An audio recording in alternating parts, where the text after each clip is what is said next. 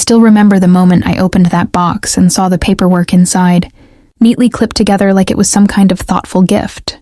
Everyone at the table went silent. My dad had that proud half smile on his face, like this was supposed to be meaningful. And then I realized exactly what I was looking at. Contracts, overdue notices, and signed documents tied to a $250,000 debt, except it wasn't mine. It was my brother's. My dad cleared his throat and said, "Congratulations, you're finally stepping up for the family." And I just sat there staring at them, trying to process what had just happened. Was I wrong for what I did after that? Tell me if you would have done the same, because this wasn't just a misunderstanding. This was planned, and I didn't see it coming until it was already too late. My name doesn't even really matter here, but I'm the oldest child in my family. Growing up, that meant responsibility. It meant being the example. My parents weren't horrible people, but they had this mentality that the oldest child should sacrifice, while the youngest should be protected. And my younger brother Mark took full advantage of that. He was always the golden child. When we were kids, if he broke something, I was the one who got yelled at for not watching him. If he failed a test, somehow I hadn't tutored him enough. When he totaled his first car at 18, my parents gave him mine and told me that I could wait until I saved up for another. Meanwhile, Mark coasted through life like every mistake was just another cute story. I worked, I studied, I put myself through college, I moved out early and paid my own bills. I built credit carefully, and eventually, I managed to get into a pretty stable place. Not rich, not luxurious, just stable. An apartment, a reliable car, some savings, a retirement account. My parents always praised me in this weird, backhanded way. "You're responsible, you're strong, you don't need help." It sounded like a compliment. But really it was just justification for never supporting me while pouring everything into Mark. Now fast forward. Mark is in his late 20s. He had started a few different business ideas. None of them lasted more than a year. My parents bailed him out each time. He got into crypto, then out. Then tried flipping cars. Then some online clothing brand. And finally started investing in partnership opportunities. That sounded sketchy from the start. Every time he said, "This one will pay off. Trust me," and my parents believed him. Or maybe they just wanted to. Meanwhile, they kept calling me saying things like, "You should be more like your brother. He's trying to be an entrepreneur." I wanted to scream, "He's not an entrepreneur, he's reckless." But I bit my tongue because arguing never worked. If I complained, they accused me of being jealous. So I kept my distance. I still visited for holidays. I still called, but there was always this tension, like I wasn't really part of the inner family circle. Then came my dad's 60th birthday dinner, or at least that's what I thought it was. My mom called me weeks in advance, all excited, saying, "We're making it special, make sure you come." She told me the restaurant, the time, the dress code. She mentioned before hanging up, "We have something big to give you too, by the way. You deserve it." I remember actually smiling after that call. I thought maybe, finally, they appreciated all the work I had been putting into my life. Maybe it was a sentimental letter. Maybe some family heirloom, maybe an apology in some way. I was naive. When I arrived at the restaurant, everyone was already there. My parents, Mark, his girlfriend, a couple of aunts and uncles. We ordered, laughed, toasted my dad. It all felt normal. Then dessert came, and with it, the box. A medium-sized gift box with a bow. My dad slid it over to me and said, "Open it." Everyone watched. Phones out. Smiling, waiting. I tried to make a joke like, "Wow, all this attention. Should I be nervous?" My mom said, "No, sweetheart. This is a big moment." I opened it slowly. Inside was a folder. I pulled it out. My name was typed on top, and when I flipped it open, my heart dropped. Debt consolidation agreements, co-signer transfer paperwork, legal signatures. My signature, but photocopied from old documents. I recognized it from a lease I'd once signed years ago. They had copied it. My throat went dry. I said, "What is this?" My dad answered calmly like this was logical. "It's Mark's debt." "Well, now it's yours. You'll pay it off over time.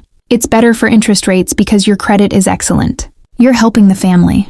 Everyone nodded along like actors in some twisted play. I tried to laugh, thinking maybe this was some weird prank. "You're joking." My mom shook her head. "No, honey, listen. You have a good job. You're responsible. Mark just needs a break." My brother avoided eye contact at first. Then he finally said, "I'll pay you back." Eventually, like it was an afterthought. I felt my chest tightening. $250,000. You want me to take that on? My dad sighed like I was being dramatic. It's numbers on paper. Over the years, it'll work itself out. Your family. Family sacrifices. I said, you forged my signature. My mom jumped in immediately. We didn't forge it. We just reused it. And besides, we knew you'd agree. Because you care. That's when the anger started burning. This wasn't a miscommunication. This wasn't a request. They had decided for me. They had planned this entire dinner not as a celebration, but as a reveal. A trap. And they expected applause. Here's the part that stung the most. Nobody looked shocked. Everyone at that table already knew except me. I was the only one out of the loop in my own financial ambush. I tried to talk calmly. I'm not taking this on. Call the banks. Cancel whatever you did. My dad's face hardened. It's already processed. And before you say anything, reckless. Think about how this will hurt the family if you fight it. Then he added something that still rings in my ears. We raised you. You owe us. That sentence. That guilt weapon. I had heard variations of it my entire life. But never like this. And here's where I probably looked like the villain to everyone sitting there. I stood up. I said quietly but firmly, no, I don't owe you financial slavery, because you can't say no to your son. They accused me, immediately, ungrateful, cold-hearted, selfish. My mom started crying. My dad raised his voice. My brother finally spoke louder, slamming his hand on the table. Just do it. You're better at this stuff. I left. I didn't storm out. I walked out shaking. I sat in my car, breathing hard, thinking, how could they do this to me? Did they really think I was just a safety net? That my life existed to fix Mark's mistakes? And then the fear started, because as much as I said no, the documents were already in motion. The signatures were there. My credit, my finances, my future were literally hijacked. Over the next few days, calls started coming in. My parents left voicemails telling me to be mature and stop embarrassing them. Mark texted, bro, just chill. This is temporary. Temporary? $250,000 is not temporary. I did something I'd never done before. I hired a lawyer, and when I explained everything, he almost laughed out of disbelief. They photocopied your signature without consent. This is fraud. Serious criminal fraud. He told me exactly what steps to take. Freeze my credit. Dispute everything. File reports. Notify lenders. Keep every message. I followed everything to the letter. When the banks reached out to my parents for clarification, my parents panicked. They called me nonstop. My mom said, you're sending your own parents to prison. My dad said, after everything we've done for you, this is how you repay us? That's when the guilt war started. They gathered extended family. People called telling me to just be the bigger person. One aunt literally said, it's only money. Easy to say when it isn't your money. Meanwhile, I barely slept. I cried. I worried constantly about losing my apartment, my savings, my plans. I felt violated, betrayed. But right around this point, this exact emotional breaking point, I want to pause and ask you something. Because this is where my choice really mattered. So that's the situation I was in, and I had to make a choice.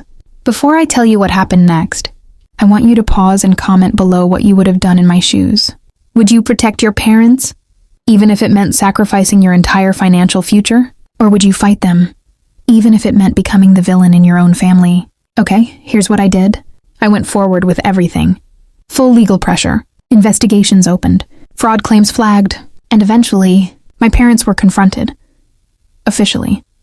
They were terrified, but still stubborn. My dad tried to spin it, saying, we thought we had verbal permission. Luckily, every text message and voicemail contradicted that.